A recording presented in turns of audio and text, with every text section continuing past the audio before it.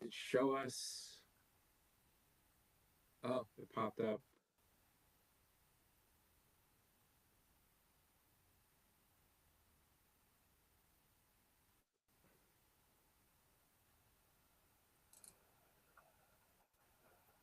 Not seeing anything.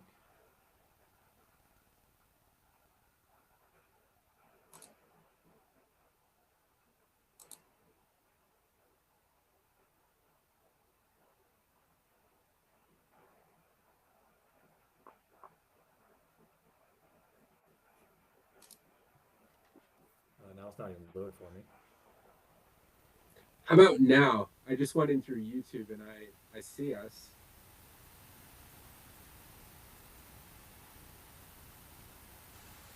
Unfortunately, I'm just getting a black screen on YouTube.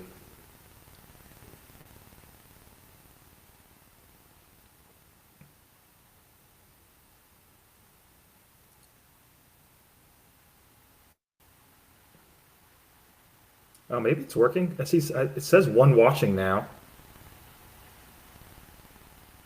so maybe we're live, but I'm not seeing anything, which is weird. I see us on there. Okay, maybe it's working. I don't know why mine's not loading on my phone, but Maybe there's a little delay. Here, let me just put up my hand and see how long maybe. it takes it to. Yeah, maybe my internet's just bad or something. I can't get it to load.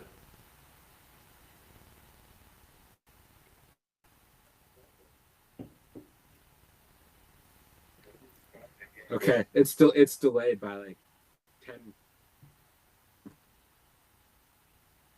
Can you hear me Okay, good, I mean Kieran? that's fine. Just a little delay. Yeah, I can hear you.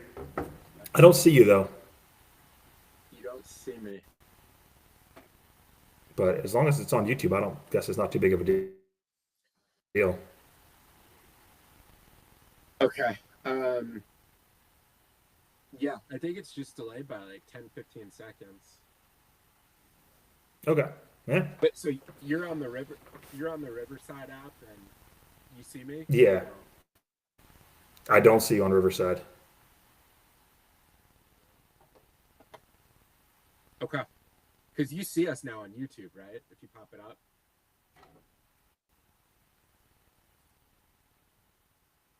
You there, Coop? Yep. I'm trying to load it. I have a play button.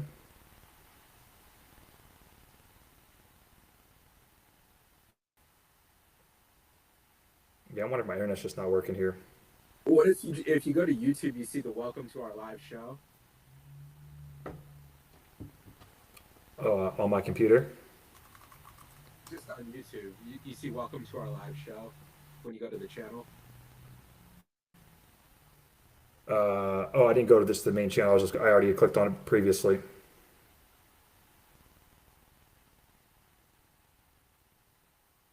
Oh yeah, it says live. And if you click on that, you see us, right? Like you see me on I there. mean, it's loading, but it's just not loading for me for some reason. This is all I get. If you can see that.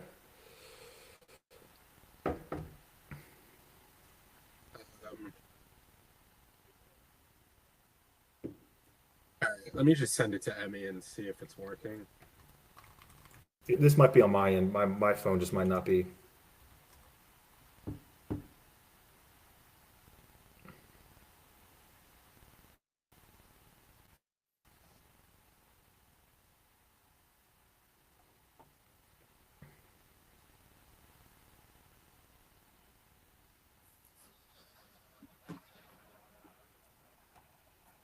Okay, I just texted Emmy. If she confirms, I say we just kick it off. Yeah, yeah. I don't know why my phone's just being annoying. But that's fine. See what she says. Yeah, I mean, I see it says live on YouTube. Because you could do everything through Studio Chat. Someone just said yo. Oh, Emmy. Okay, it works. Okay, So it's coming through to great, YouTube. It's coming through to YouTube. Okay. All right. fantastic. technical difficulties taken care of. All right, Coop. We had a few Yeah. weeks off. For first one, I think we got it figured out. Technical difficulties have been taken care of. Yeah, we had a few weeks off since our post Ryder Cup. We had the Sanderson Farm, so yeah, let's get into it. What if I'm going to give you 2 minutes, a quick little around the horn temperature check in the world of golf? What's going on in Ryan Cooper's mind? Yeah, so yeah, 2 weeks with no PJ Tour. I've been focusing on the DP World Tour here recently, and I had Daniel Brown at the Spanish Open 2 weeks ago at 75 to 1, and he lost in a playoff to Marco Pinge, so that one hurt. And then the next one was the DP World India Championship, and Tommy Fleetwood's just been on a dominant run recently. He won that one pretty easily, so his great golf continues. And then yeah, excited to have the PGA Tour back now because I know it a lot better than the DP World Tour. Yeah, and for me, living in Richmond for as long as I did, I played the Country Club of Virginia a lot, and they've had the senior playoff event there, the Dominion Classic. Shout out to all the Richmond folks that might watch this. It was won by Justin Leonard. That's a really hard one to pick. I was kind of looking at the board, and there's just not a lot of stats out there for the seniors for the geriatric tour, but yeah, that's a fun event. I know that the folks turn out there, so yeah, just throwing a little senior flavor into the mix there. But you're right, without the PJ Tour, definitely no live. Um, Not a lot going on the last 2 weeks. So Yeah, I use Data Golf for my golf stats, and I wish they'd add the Champions Tour too. There, that'd be useful, but yeah, so not much to go on out there for the Champions Tour when you do bet on it. So the PGA Tour is going to bring us to Utah year two at the Black Desert Golf Course. So we're going to Utah. We're sticking with the program here. We're going to start off with grading the state of Utah. I'm going to throw it to you, Coop. Take this where you want. Throw a letter on the grade. Throw a letter on the board for Utah. So since this is a golf podcast, when I was rating the state of Utah, I stuck mostly with sports. So I'm sure there's a lot of other great stuff in Utah, but I just went from the sports angle here. So for Utah, it's obviously got Salt Lake City, and they hosted the 2002 Winter Olympics. That was pretty cool to watch when I was like 14 years old then. Um, they have the Jazz, and they now have the recent hockey edition, the Utah Mammoth. I had to look up their name today because I think last year they were the Utah Hockey Club. So I like the name Mammoth. It's a good choice they made there. For the college sports, the Utah Utes and BYU Cougars are both pretty good football teams most years. So and in basketball as well, they've had some good runs as well. For the golf side of things, it's the home state of Tony Finau. He was the best golfer I could find from the state of Utah. But unfortunately, there's been no major winners from the state of Utah. So for my overall grade, I give it a B minus. It's pretty good. It's got some good college sports and professional sports, but the lack of major golf championships knocked it down a little bit for me. That's pretty. You went pretty deep and in a good sports direction, so I like it. I'm gonna take a little bit of the sports. I'm gonna go with the Holy War. You got the Utah Utes and the BYU Cougars. That's a top-notch rivalry, especially in football. That's good. Really, a stunning state is what the folks say. I've never been to Utah, so take this for a grain of salt. But lots of skiing. I'm technically a ground creature. I like to have my feet planted on the ground. But a lot of beauty out there. The Mormons really run the shop out there. Lots of Mormons, so not a big beer state, not a great selection. I'm gonna give it a C. Yeah, I don't know if it's a state top on my list to get out there, but I do like the golf. I like this golf course, which we'll get into. So I'm just gonna give it a C. That's fair.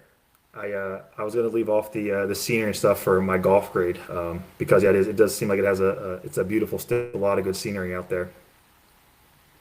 All right, we're gonna transition to the take quick. You're gonna basically give whatever comes to mind. This is not a big golf week with football ruling the roost. So you could take this anywhere you want, Mr. Coop. So my takeaway for the week is going to be a little different and maybe a little unexpected from the fact that the PGA Tour does have so many events every, or not every week, but most weeks. But I think they should play every week. I miss it when it's not on. So why don't we just play 52 weeks out of the year? It gives me something to watch Thursday through Friday. There's a few Wednesday through Saturday ones in there, but for the most part, it's a week when it gets to that Thursday and golf finally starts. So I feel like there's enough golfers out there that even on the weeks where they're not going to get the big names, there's 140 golfers out there that would play in a tournament if you put one together. So I say put one out there every week. I'd watch it. I'd bet on it. I'd play daily fantasy on it. I'd enjoy it. So I think there's other people out there that would enjoy it as well. I like that. I like that a lot. Yeah, I was watching the India Golf Championship on the DP Sunday morning. So yeah, I definitely miss the PGA Tour events when they're not on. For me, I feel like it's a good opportunity with this fall swing to kind of weave in Q School and the Corn Ferry Tour. I feel like there's a great opportunity to kind of mesh those two, whether you go like, 50 to 100 and then you throw in half of the Corn Ferry Tour fighting for the spots. I feel like there's an opportunity to almost make the playoffs for guys fighting for the cards because, you get the field this week isn't great, but I feel like it's a good opportunity to get some players in the mix there. So I'd like to see them take advantage of it. Yeah, I mean, yeah, get the guys from the Corn Ferry Tour up there. It's an opportunity for them. I'm sure they would jump at an opportunity to play on a PGA Tour event. So yeah, if there's guys out there willing to play, I'd watch it. All right. I like those take quakes. I think we brought it this week. We're going now to the best beer segment. We're gonna do a snake draft. It's gonna be wherever you want to go with it. Your best beer, meaning whether it be a beer that you're drinking at a specific place, event, time. You can go anywhere with this. I'm gonna let you kick it off. We're gonna do a 3 rounds snake draft. So for the first selection, I'm gonna go with a beach beer. I think anytime you're on a beach near water and you have a beer in your hand, it's a good choice. That's a good one. Nobody doesn't like a beach beer. Those ones hit Yeah. differently. For me, I'm gonna go tailgate before a college football game. Those ones seem to like mesh in with the blood and just hit differently. Like they get you amped up. I mean, if you're at a tech game or a college football playoff game, like a big football game where everyone's really amping up for it, those ones just they have a way of feeling different. Yeah, you get a noon college football game. Those are some of the earliest beers you'll have as well. All right, pick two, Mr. Coop. I guess I'll go with a golf beer. Uh, Either on a when you're playing a round of golf, or if you're just watching a tour event out there in person. I think anytime you can be on a golf, course, have a beer in your hand, it just feels right. So whether playing or watching, a good beer drinking event. I like it. Um, for me, this one could really push the bounds of societal norms, the airport beer. So I recently went up to a wedding in New Jersey, and yeah, it was Eric Brown's wedding. Chris Barnett and I, yeah, we had beers at like 6:45 in the morning. I mean, it's lawless in there. It's a whole different world. So yeah, that's gonna be my number two. And you can, if you have multiple legs in your flight, you can, for me, I always like I enjoy a good Applebee's, a Club Apple, you know, kind of venturing and experiencing the different Applebee's around the country. And granted, I don't fly a lot now with a little one, but yeah, those airport beers. They could hit you differently. So that was actually going to be my next choice. You stole my pick right in front of me. So let's go for the last choice. I'll go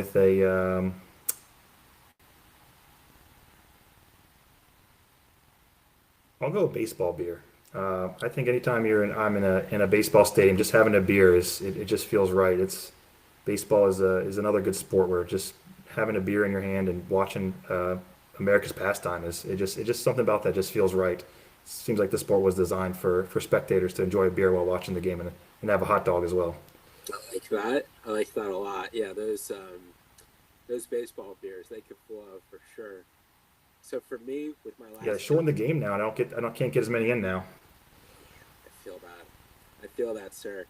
For me, I'm gonna go with the after cutting the lawn beer in the summer. Yeah, I'm a big fan of that. You know, it's hot out, get done cutting the lawn, got to go in and get throw on the TV, check in, and the PGA Tour. That beer really hits, so that's a good one for me. Yeah, I thought about going with the garage beer as well. Just something about being in a garage too. It feels right to have a beer after doing any sort of yard work like that. Yeah, the garage beer for me, that's a big way to mesh football and the garage beer together. I love going in the garage if my team needs some pep talk or a little hype. Can't beat a garage beer. Yeah, I'm gonna have to get a TV out in my garage here soon. All right, so I like that segment. We're gonna go now to our little course preview. So it's taking us to Utah, the Black Desert Championship at the Black Desert Resort, and just gonna cut through some facts here. Feel free to jump into. Got 7,400 yards, playing over at 3,000 feet elevation, so probably gonna play closer to 71, 7,200. Um, I think the big thing here is that it's one of the widest golf courses on tour. Uh, Missed fairway percentage is at the way bottom. Actually, I don't think there's any courses that they play regularly that are lower. So massively wide fairways. Um, the rough is 2 inches, so not much with the rough. Giant greens, and I think the thing that sticks out is the lava rocks that are basically outside of these big fairways and small patches of rough. Is if you go into the lava rocks, it's essentially a one-stroke penalty. So that's the thing. It's super wide. It's going to be hitting a lot of fairways, hitting greens. Probably turns into a putting competition. Give me your initial thoughts. Yeah, I mean, I think the elevation stuck out to me. I guess without the Mexico Open, it's now the highest elevation course on tour. So the ball, these PGA professionals are going to be hitting the ball a mile. It's going to seem like. Um, so yeah, this course is going to play a lot shorter than the listed yardage. So when I was looking at golfers for this week, I was looking for two things really. I was looking for distance off the tee. Um, I feel like that's going to be a big advantage this week because they're going to hit it farther, and it's going to really shorten this course up for them. And then approach shots.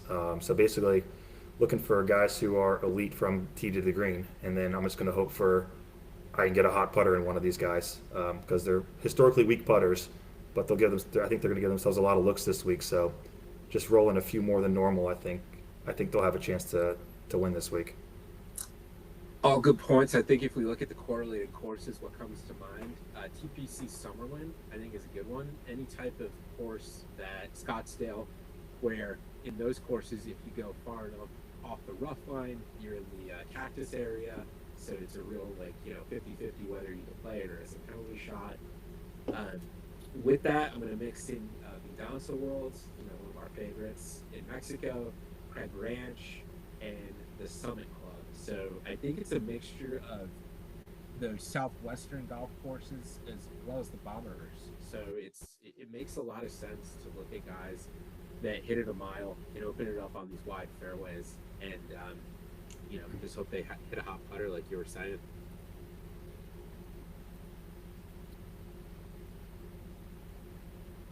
All right, so we're gonna kick it off here.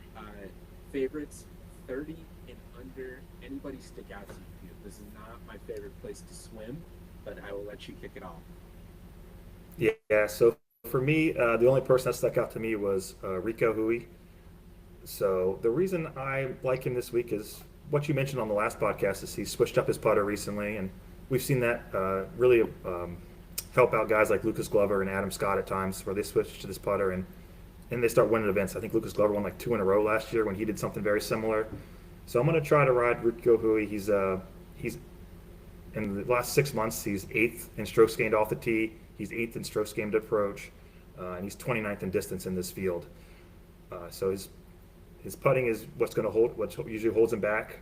So I'm hoping got that figured out, and he's coming in good form. His last time we saw him was at the Bay Current, and he had a T4. So I'm hoping he can ride that and can lead us to a win this week. Makes a lot of sense. One of the best iron players in the world right now. So, if basically everyone can be hitting the fairway that's in contention, he's going to have a lot of really good looks. And yeah, I mean, as long as he's not a net negative putter, I think he's going to be a problem here. And yeah, the Lucas Glover comp is a good one. Putter change, he's been pretty flat, but that might be enough to get him over the finish line. So yeah, I know he opened the week pretty high, maybe like I think he was at 35 to 1. So yeah, if you can get him currently at 25, it's not a bad look. Yeah, I saw him at 25 on DraftKings last night, so I don't know if he's still there or not. But that's when I took him. My first play is going to be Matt McCarty, last year's champion. Uh, Guy that came out, made a ton of birdies in the fall swing. He won this event last year at the inaugural event. Uh, Really good ball striker when he gets hitting the ball well. Can ride a hot putter. He's been well. He just at the Bay Current, he was what did he finish with? He was really on fire the last stretch. So he finished with a 60 his last round there, gained 7 strokes on the field. Uh, a guy with form, last year's champion. I like him at 30 to 1. I think that makes a lot of sense.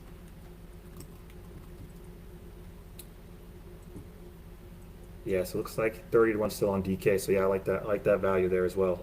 Obviously, he's familiar with the course. He won it last year, so I do like taking guys who have had success at the courses in the past, and he's definitely one of those. So I like that pick. Where are you going next down the board? So next, I am going to go with Doug Gim. So for Doug, similar. His putting is a huge weakness in his game, but he is in this field. He is 25th in strokes gained off the tee and 10th in strokes gained approach over the last 6 months, and he's 50th in distance. So he's not super long off the tee, but I'm really just banking on the strokes gained approach for him right now. And then he's we coming have in our in first live decent viewer form. chiming in, Mr. Coop. We got Brendan McCoy Oh, great. from up your way, saying Thorpe at 16 to 1. Give me your thoughts on Thorpe for the live listener. I mean, Thorpe is obviously one of the better players in this field. He's 16 to 1. Um, I think he's a good course fit for this. He does gain strokes off the tee and strokes gained on approach. Trying to bring up his distance real quick. See if I can find it here. I thought I had a tab with distance on. Oh, here he is. Yeah, Thor is Brandon, I don't know 15th in if you distance missed off the tee, so it's a really good pick, I think. I don't know if you missed our best beer segment. Chime in with your favorite beer. We had the beach beer, airport beer, post cutting the lawn beer, football tailgate beer. We covered the board. Let's see if Brendan chimes in as we continue to go down the board. Yeah, I'd like to get his opinion on those. See if we missed anything. For me, in this next 30 to 75 range, our third co-host who couldn't make it today, Carlin, was actually on a flight with Ryan Gerard. And Coop, I don't know if you know this, he spotted Ryan Gerard, talked to him a little bit. We were on him last year. That's impressive. I don't know how people could pick Ryan Gerard out of a line. I know that's what we were saying. Like, you're a golf sicko when you're picking out Ryan Gerard. So I think Carlin's wife was like, "Oh no, don't do it," and he talked to him on the phone.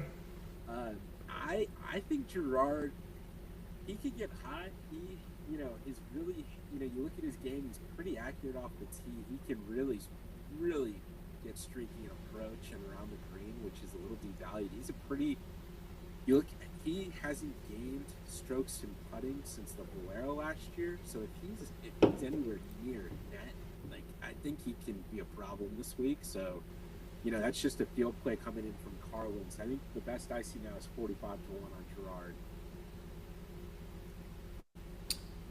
Yeah, I like that pick. So actually, for the matchups, I actually have Gerard in a matchup, so I like him as well this week. Didn't take him outright, but like him in a matchup. You want the next one? I'll throw it over to you here. Yep. So my next one will be Patrick Fishburne. So the best number I could find on him was 75 to 1 on Bet 365. So, but the reason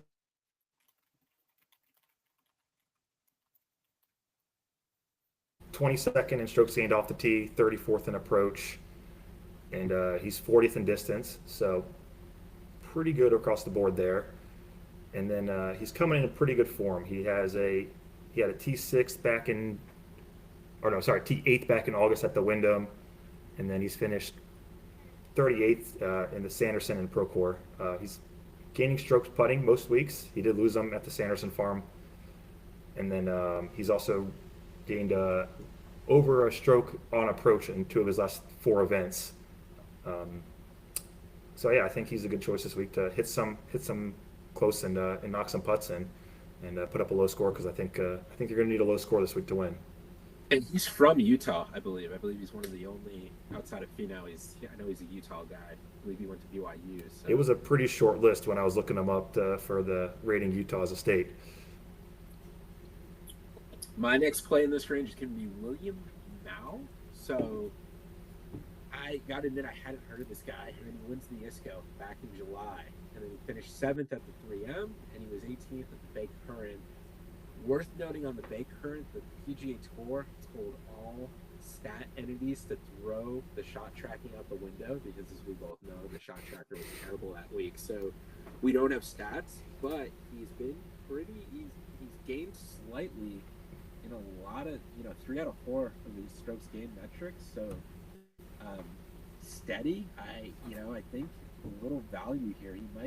This might be a case of a guy that's a better player, and we're going to be a little late to it because we missed him at the ISCO. Backed it up at the 3M, 18th at the Bay Current. So 45 to 1. He was as high as 60 to start the week. So I like some value here.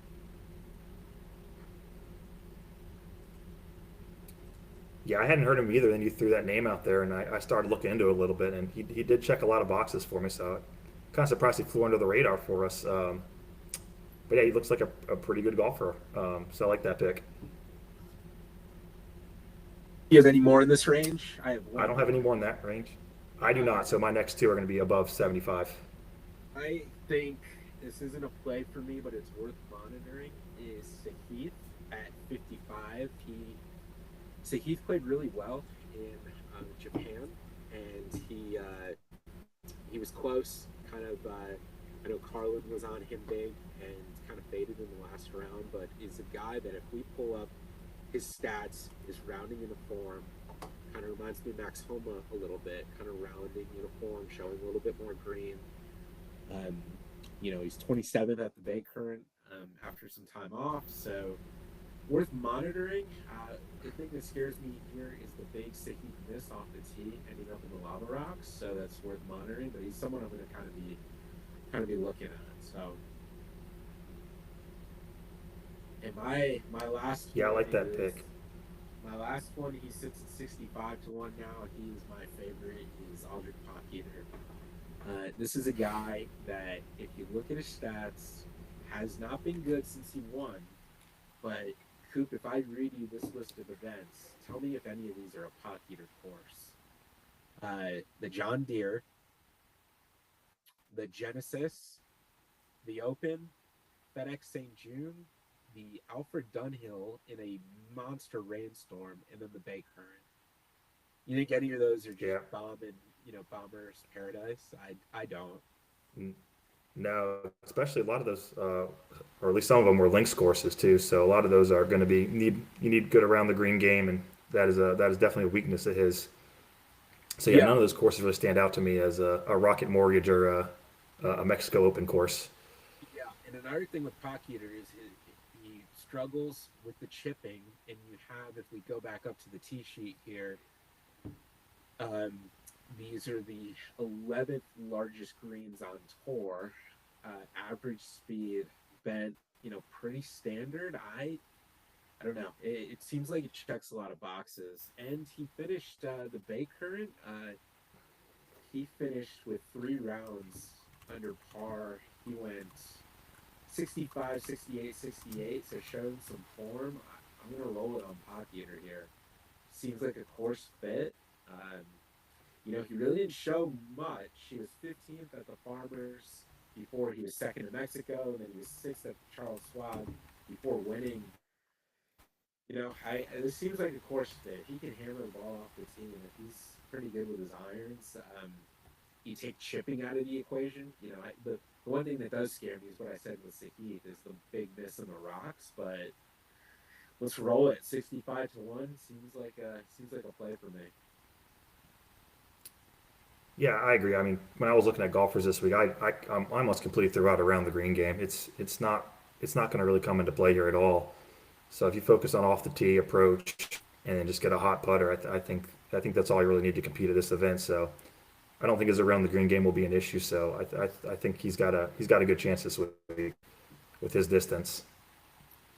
Brennan chiming in with Taylor Montgomery. There is a guy who you want to talk about a spike putter. If someone can really spike, and if he hits his irons and he's decent off the tee, yeah, Brennan's got some good points in there.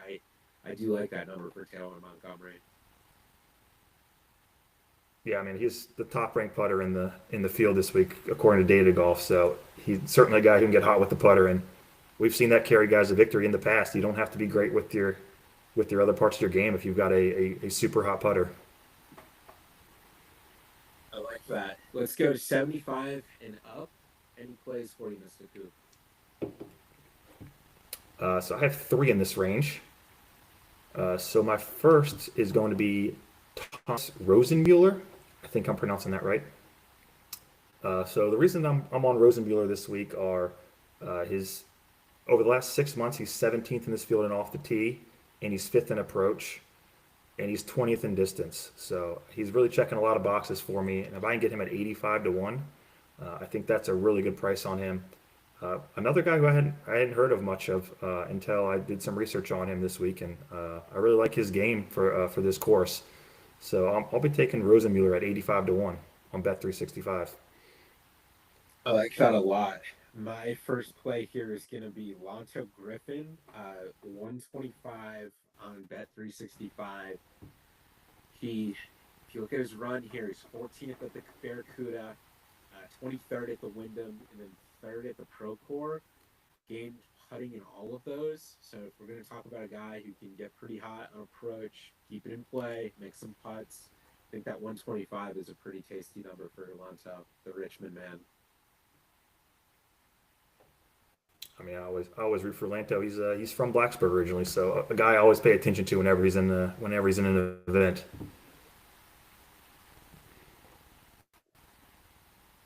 Any other plays in this range, Coop? Uh, Yeah, I have two more. The next one I'm going with is Noah, another guy who I hadn't heard too much about, but he's coming in really good form.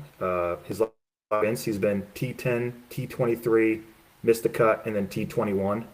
So his form is really good. And then over the last 3 months, he's 24th in the field or this field, strokes gained off the tee, 26th in approach, and 83rd in distance. So he's not checking the distance box for me too much, but I really like those strokes gained tee to green and that recent form for a guy who's 120 to 1 on Bet 365. So I will take Noah Goodwin this week.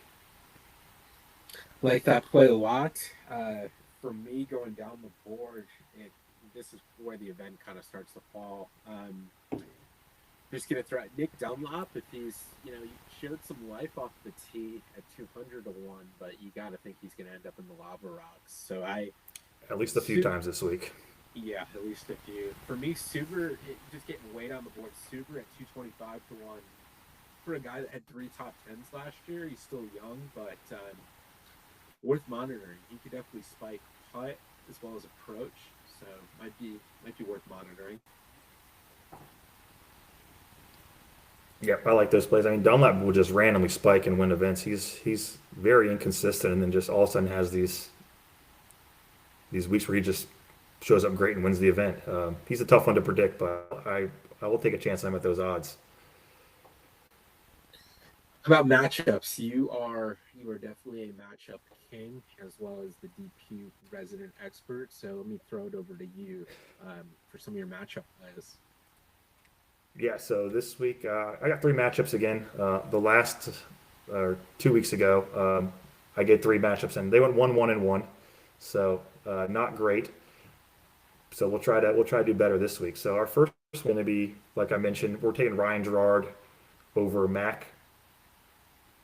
I don't know how to pronounce the last name. Meissner? Meissner? I don't know how Mac to pronounce the last name. Meisner. Meisner? Okay. So I won't go too much in detail, but all the reasons that you and Carlin like Ryan Gerard, I like him this week for that matchup. So you can get him at minus 115 on DK. The next one is Vincent Whaley over Steven Yeager. This is minus 125 on DK. Uh, this is me just taking. I know Yeager played really well in this the same event last year, but he has not been in good form recently. So I'm going to take Whaley and just hope that Yeager continues his poor form over the last few weeks. And then I have another guy that you guys have talked about for an outright is Matt McCarty over Matt Wallace. This is minus 125 as well on DK. Um, so all the reasons you guys talked about McCarty, I echo. And there's probably no real data to back this up if you look into it, but my feeling is that Wallace just never plays that well on the PGA Tour compared to his D. I don't know what it is, but it just seems like when he plays on the PGA Tour, he's not the same golfer as when he plays on the DP World Tour. So I will fade him at a PGA Tour event this week. I like those plays. I like them a lot. I love the McCarty play. I think there's some value there for a guy that obviously loves this golf course. Um, and I feel like Wallace can be hit or miss too. Like you said, that he could be a guy that shows up at events. He won twice last year, I believe, and he can really kind of run hot or cold. So yeah, I think there's some value there. I like that by Brennan. Horschel, I'm gonna pull him up. I don't think Horschel's done much of anything since he got back from that I feel like he injury. had he had a he had yeah, I don't remember much from him. I think he had one or two good events and that was it. So he was fourth at the Valspar back in March, miscut at the Masters, and then the BMW overseas was his first event since April. Missed the cut and was 54th at the Bay Current, which was a non-cut event. So yeah, I think I like that play by Brennan, bringing some good plays here. Yeah, we haven't seen anything from Horschel in not 7 months, so I like that a lot. Yeah, yeah, coming back from injuries is always tough. You never know how these golfers are gonna respond. I mean, I feel like Daniel Berger came back from injury. I just hasn't not been the same golfer at all. Unfortunately, he was having a really good season. He had that back injury and just really messed him up. Unfortunately, We have my wife, Emmy, saying, "Is it too late to say my favorite beer?" Of course not. We covered that a little no, bit. What is your favorite beer? Brennan's was the post-game victory beer. That's also a good one. That's a great oh, that's a quality good one. beer. Your I haven't had philosophy too many of is those this year with Tech's 2-5 record. this is definitely true. Hopefully some beers in the future for you after some wins with some Yep, Yankee legs. yep. Now, Harlan in the mix. Ryan Gerard told me I'm playing Saturday. He's winning this week. Lock it in. Carlin, we covered Gerard. I told the playing story. We also got Coop backing him in a matchup play. So I like that. Any beer when I'm not pregnant is a good one. Yeah, that's a good beer. Yeah, the pregnant beer probably wouldn't be at the top of many lists. Yeah, that'd probably be problematic. I didn't think about the first post pregnancy beer. That's probably a pretty good one. I like that a lot. That's a good beer. Um, all right, we've talked matchups. Coop, we're gonna go to the football board here before we go to DraftKings, where we kind of mock one up together. Yep. Um, anything stick out to you on the board? So I guess we should just bring up the recap from last podcast where we did hit Miami versus Florida State. I think it was 4.5, and they gave us a little scare at the end of that game, but they held on for the cover there. So for this week, I'm going with Vanderbilt minus 2.5 over Missouri. Something about Diego Pavia is he's there's something about him that just wins football games, and I think Missouri It might be a little overrated. They've only played one road game this year, and they struggled against Auburn that week.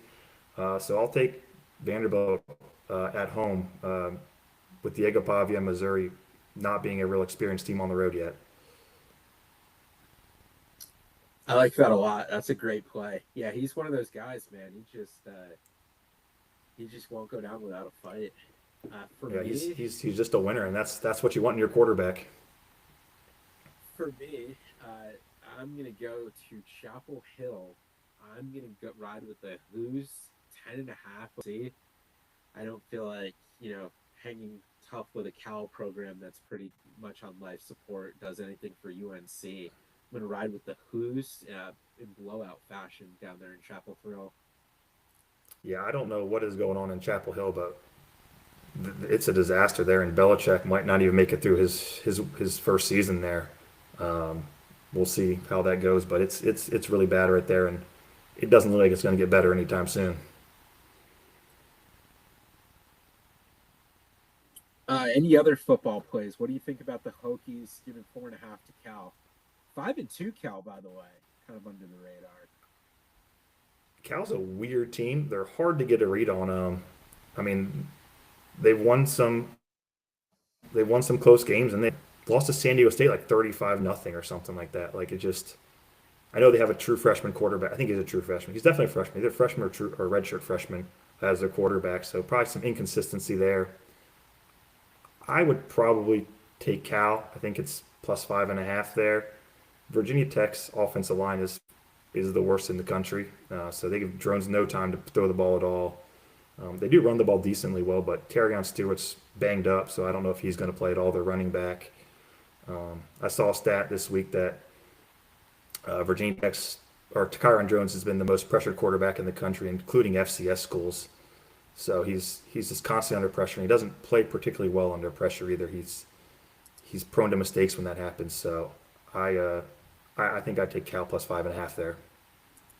I'm just sorry. I'm just realizing that I can hit the show on stream button and Oh, we could we could post our comments up yeah, here. I can see the comments now. Oh, you couldn't see them before? No, I was just having you read them off to me. It was the only way I knew what was going on. Got it. Okay. Yeah. For our few viewers here, we had some severe technical difficulties to kick it off, so we're just gonna kick in some of these comments so Coop could see them.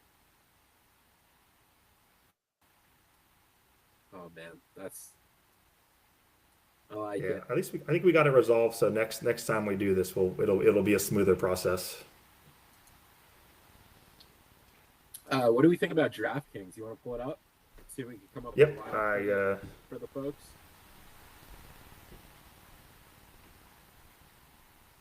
so yes, I was doing the $12 albatross this week. The normal contest we do, I guess, is already full. I couldn't find it, so I might have been a little late to the party on that one. So, but I've already got us in. So if we want to start throwing this lineup together, put it here. And that's in the Yes, classic the format. classic lineup. Yep. I'm looking. It's a I was great trying to go radio back and there. look how we did at the Bay Current, but unfortunately, it only shows you the last week, and I don't remember how it did. But I feel like it did. We at least doubled up our money, I think, on that lineup. Okay, I see it. There's 403 people in there right now. Yeah, Okay. yeah, not a lot of All options, right. I guess because it starts tomorrow, maybe. All right. Anybody at the top stick out to you in the $10,000 range? We have McNeely, Noren, and Thorpe Bjornsson. If anybody, I would go with Thor at the top, but I'm thinking we maybe drop down to the nines here. I know Hoey killed us a few weeks ago, Yeah, but he this really seems like he's last got time. a lot of public backing. I don't mind the play. How about Davis Thompson?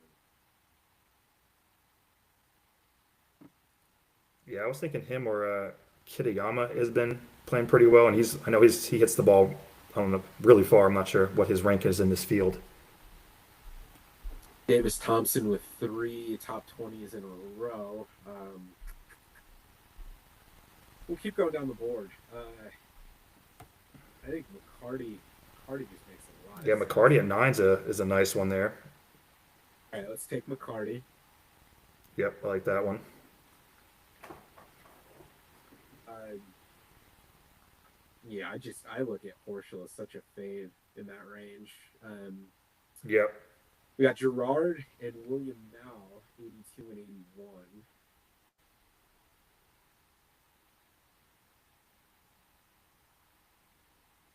Yeah, I like Gerard at 82. I think that's a pretty good price there for him. I look at Figala at 78. I think there's a ton of value there.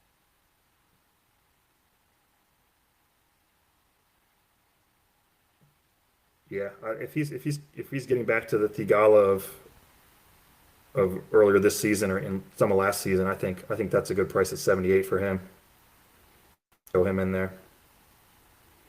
Lancho all the way down at 7,000.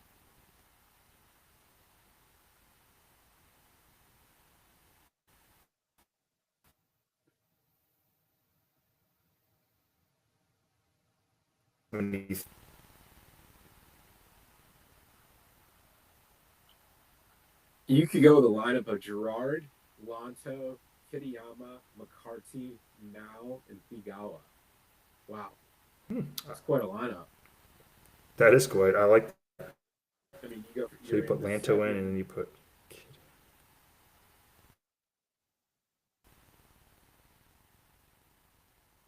Who was your final choice on that? Gerard, Griffin, Kitayama, McCarty, Thigala. I'm missing one. William Mao. Oh, William Mao at 81. Okay, yeah, yeah. That's a pretty good lineup right there, and I leaving $300 on the table. That'll make us different, I think. Yeah, I think all those guys can win too. Like we don't have anybody that's Yeah, I mean that's what you need you need that winning upside to win these events. So I like that a lot. Yeah, I like that. I'm gonna put that one in. So okay, great. I like that lineup a lot. Let's see if we get any other comments from the people. Any topics they want us to cover? We just got this one golf tournament here, so we talked some football. How about Yeah, NFL the news? Could touching anything there? I haven't even looked at the NFL for next week. Let me take a quick look at the board here. The one because I I'm mean, still tomorrow in night we line. have Chargers Vikings. The one that really sticks out to me is Baltimore giving 6.5 to the Bears. I mean, Baltimore is 1-5. The Bears are 4-2. Granted, I think sheer. Lamar is back, so that's probably affecting that number. But the Ravens were 1-3 with Lamar, so it wasn't like he was making a huge difference. I mean, if that gets up to 7, I think that you know, Bears have been pretty good. Yeah, I'd be curious. The last time the Ravens played the 2 weeks ago against the Rams, they really just tried to control the ball and not let their defense on the field because their defense is terrible. They really don't want to give them a chance to just lose the game. But that 49.5 seems really low with those two bad defenses.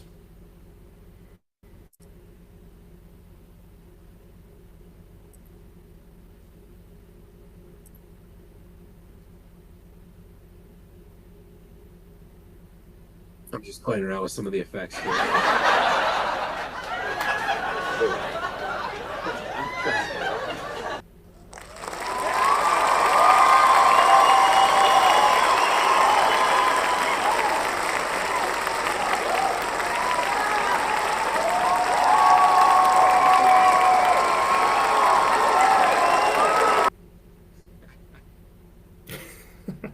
Just see what else we have for the future. All right. Well, I think we covered everything. Brennan chiming in with give me the 25.5 for UCLA. Let's go to let's go to the Big Ten here. Yeah, the UCLA's really turned around their season since they fired Deshaun Foster. 25.5 Kind of surprising. going to Indiana. I mean, that's one of those. Indiana's eventually got to regress a little bit, right? Because Indiana just gonna bludgeon everybody all year. I do like that play. Makes a lot of sense. I mean, they have a they have a pretty soft schedule the rest of the way. UCLA, Maryland, Penn State, Wisconsin, Purdue. Penn State's not what we thought they were, so there's not much Yeah, there in their way from going undefeated this season. it's crazy to think about. Yeah, I mean they avoid Ohio State again. I think I don't think they played them last year either, did they? Until the championship game. Yeah, or they did. They played them in the regular They season, did play them. Okay, they played the regular season last year. Yeah, but yeah, I mean, yeah. I think that was toward the end of the season. Yeah, mhm, it was when they were highly ranked. Well, I think we yeah. got Ohio some. State, I think handled them pretty easily. They did. Yeah, it was like a three score game.